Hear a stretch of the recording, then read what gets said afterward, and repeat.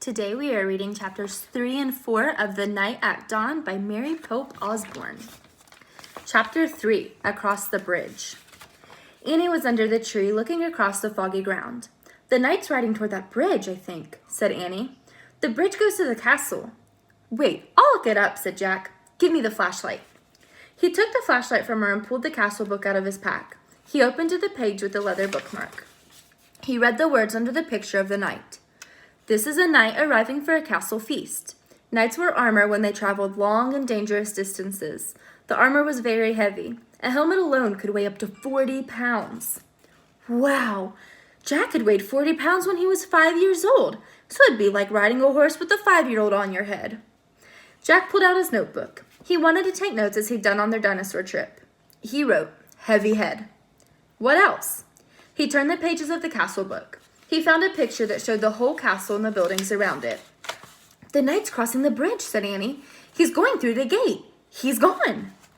Jack studied the bridge in the picture. He read, "A drawbridge crossed the moat. The moat was filled with water to help protect the castle from enemies. Some people believe crocodiles were kept in the moat." Jack wrote in his notebook, "Crocodiles and moat?" ? "Look," said Annie.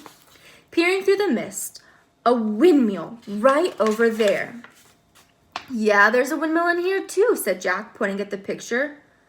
"Look at the real one, Jack," said Annie. "Not the one in the book."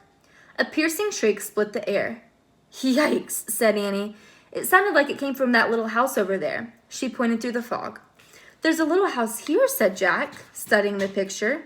He turned the page and read, "The hawk house was in the inner ward of the castle. Hawks were trained to hunt other birds and small animals." Jack wrote in his notebook, "Hawks in hawk house."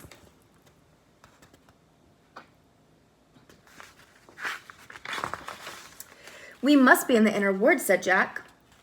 "Listen," whispered Annie. "You hear that? Drums, horns. They're coming from the castle. Let's go see." "Wait," said Jack.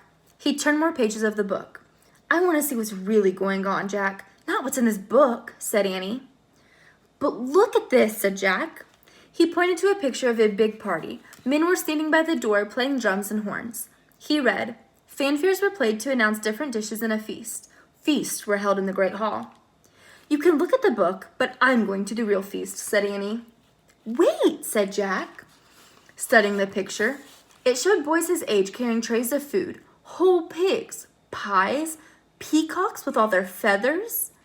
Peacocks? Jack wrote, "They eat peacocks, ? He held up the book to show Annie. "Look, I think they eat..." Ugh, where was she? Gone again. Jack looked through the fog. He heard the real drums and the real horns. He saw the real hawk house, the real windmill, and the real moat. He saw Annie dashing across the real drawbridge, and then she vanished through the gate leading to the castle. Chapter 4, Into the Castle. "I'm gonna get her," muttered Jack. He threw his stuff into his pack and moved toward the drawbridge. He hoped no one would see him. It was getting darker. It must be night. When he got to the bridge, he started across. The wooden planks creaked under his feet. He peered over the edge of the bridge. Were there any crocodiles in the moat? He couldn't tell. "Halt!" someone shouted. A guard on top of the castle wall was looking down. Jack dashed across the bridge. He ran through the castle gate and into the courtyard.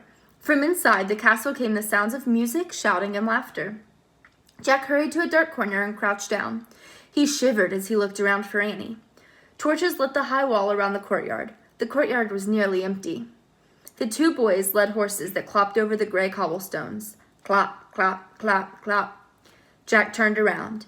It was the knight's black horse. Psst. He peered into the darkness. There was Annie. She was hiding behind a well in the center of the courtyard. She waved at him.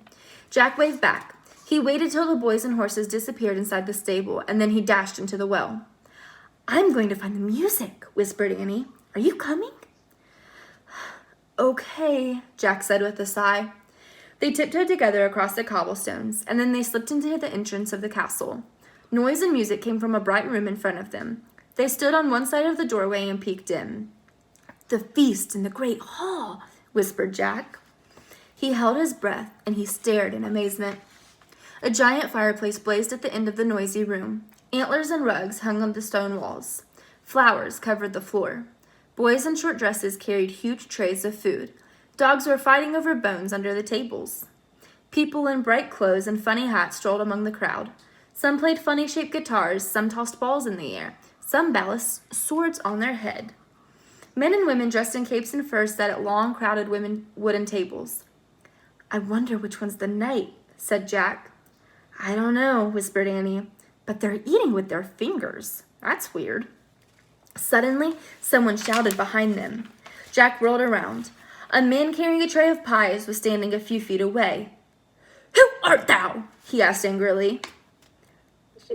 Jack," squeaked Jack. "Annie," squeaked Annie. And then they ran as fast as they could down a dimly lit hallway.